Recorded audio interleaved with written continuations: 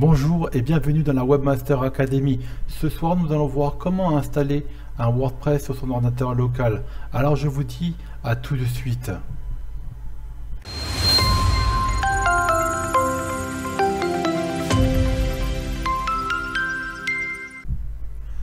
De retour sur l'ordinateur, on va télécharger Xampp. Google, on va taper Xampp.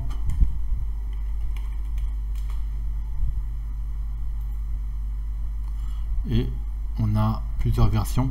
On a la version Windows, la version Linux et la version macOS. Nous, on va utiliser la version Windows. Pourquoi prendre Windows? Pourquoi prendre Xampp et pas WAMP? Xampp est vraiment simple à installer. Celui qui veut avoir des problèmes va utiliser WAMP. WAMP, il a des problèmes avec des librairies à chaque fois. Je l'utilisais beaucoup avant, mais je l'ai abandonné à cause de ça. Je ne conseille pas d'utiliser WAMP. Il y a beaucoup de vidéos là-dessus, mais n'utilisez jamais WAMP. Xampp est simple à installer et fonctionne directement. Donc moi j'ai déjà téléchargé Xampp. Je vais simplement le lancer. Donc je vais aller directement dans le répertoire.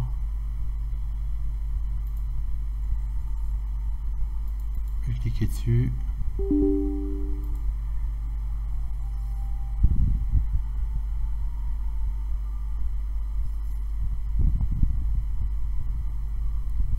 Faire yes. Continuer. Je vais tout laisser et je vais essayer par défaut danser. Donc on se retrouve, il est bientôt fini. L'installation est presque finie là.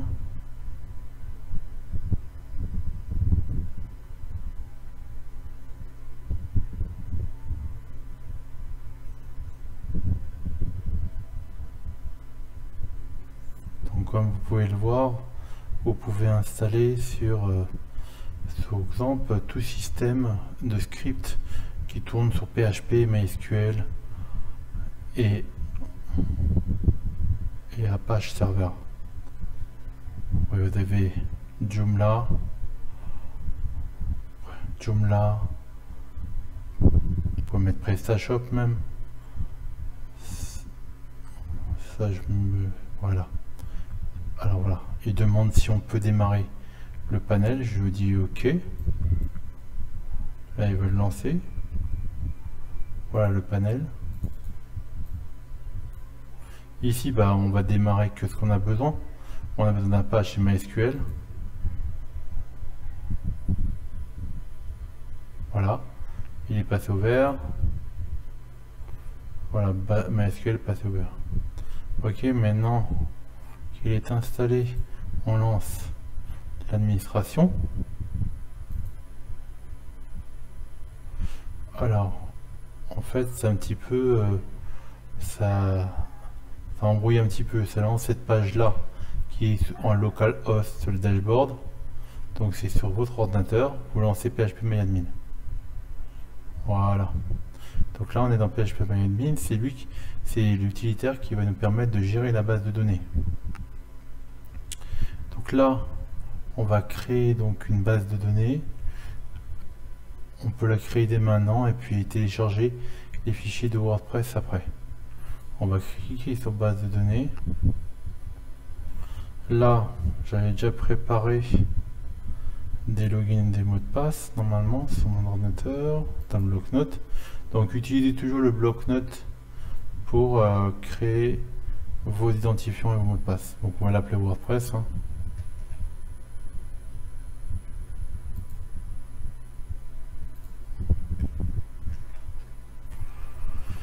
Là, on va le mettre toujours en général. Voilà. Alors, ce que je conseille toujours, utiliser UTF-8 General C. Toujours. Coller WordPress. Créer. Voilà. On va créer un utilisateur. On va aller dans privilèges. Ajouter un utilisateur. On va l'appeler Là, il vous met ET1, vous mettez sur tout utilisateur, vous mettez le nom que vous voulez. Bon, moi, je vais mettre comme nom, je vais mettre Webmaster 2.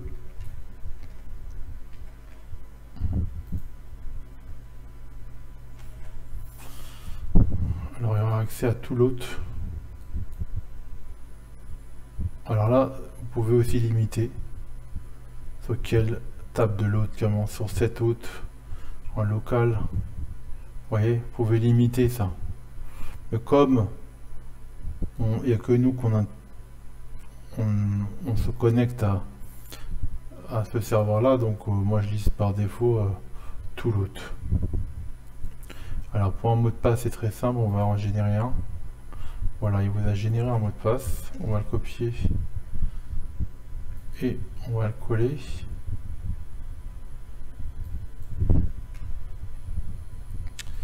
Donc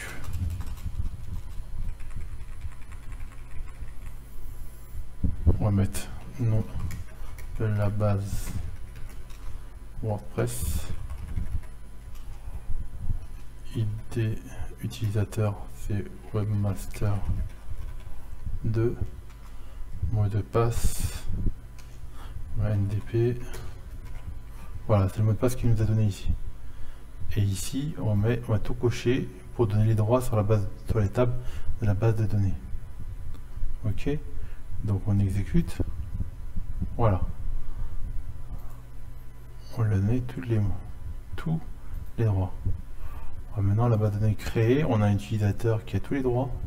On peut aller dans privilèges, on voit que Webmaster 2 a été créé et qu'il a tous les privilèges et tous les droits sur la base de données.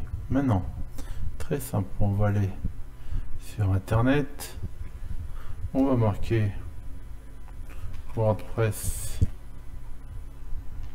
download ou télécharger comme vous voulez en français, et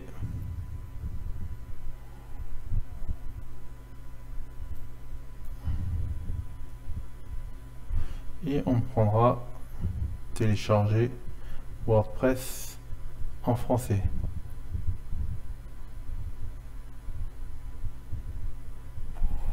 Cliquez sur télécharger. Donc moi je l'ai déjà téléchargé.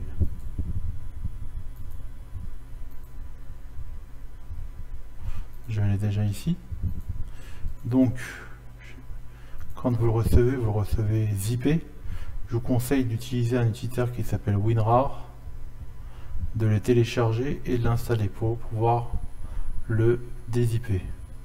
Sur Windows 11, vous cliquez bouton droit dessus, vous faites afficher les options et vous faites extraire tout vers WordPress 6.0.1. Ça permet de créer un répertoire en même temps. Donc là il a déjà décompressé. On va le prendre, on va le couper. Ouais, couper, et on va le coller sur le serveur Xampp. On cherche répertoire Xampp. Ici, son dossier à lui, par défaut, son dossier c'est htdoc, exactement. Là, vous avez pas mal de répertoires, mais vous faites pas attention. Vous collez ici. Voilà. Vous venez de poser les fichiers de WordPress sur votre serveur web dans Xampp. Vous pouvez refermer. Ici, très simple, vous allez taper local host / WordPress. Patientez. Voilà, boum, on est dessus. Donc ici, très simple, vous demande quelle langue, vous appuyez sur F. Et il vous met automatiquement sur le français. Vous faites continuer.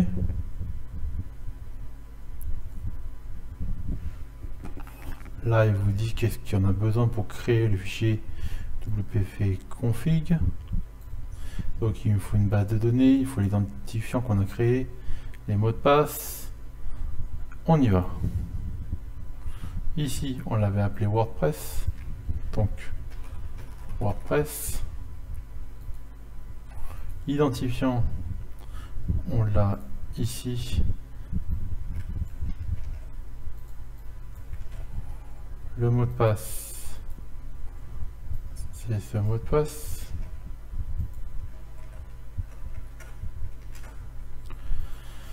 Voilà.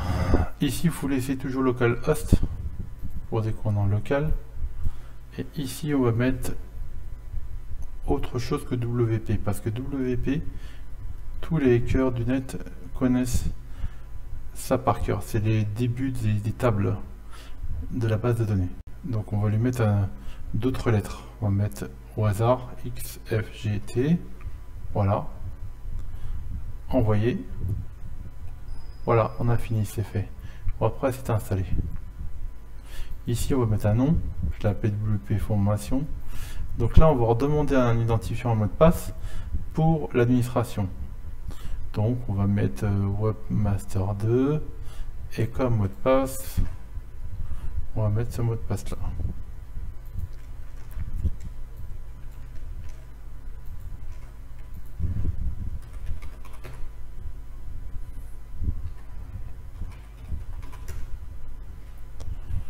Voilà.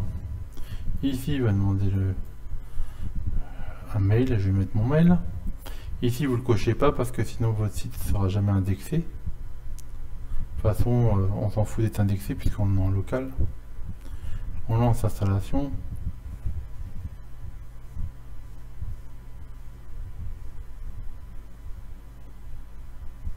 Voilà. WordPress est installé en local. Se connecter.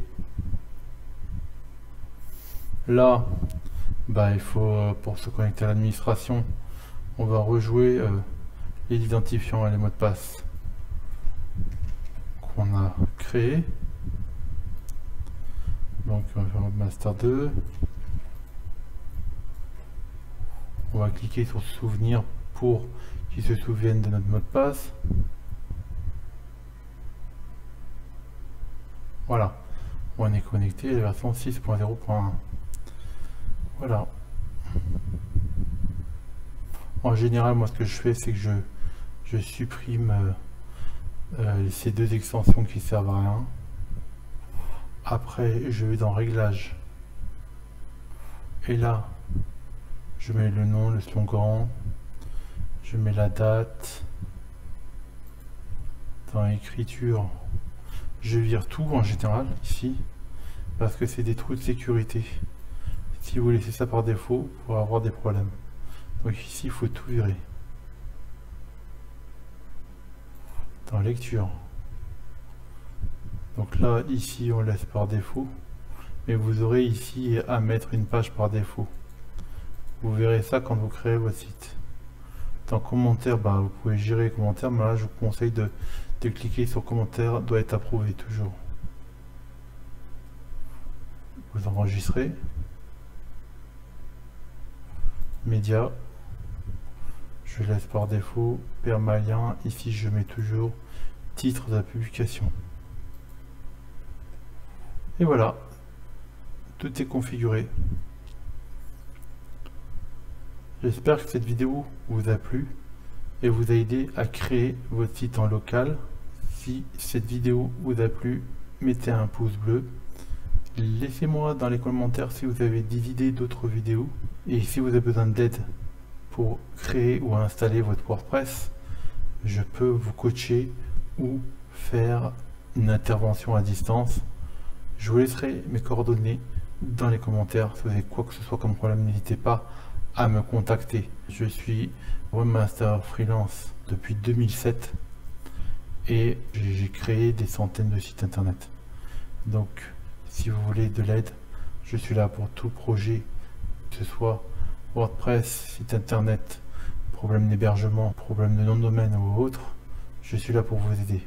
Je vous mettrai mes sites internet, vous pourrez me contacter et mon mail dans les commentaires. Je vous remercie d'avoir vu cette vidéo jusqu'à la fin et vous dis à bientôt pour une nouvelle vidéo.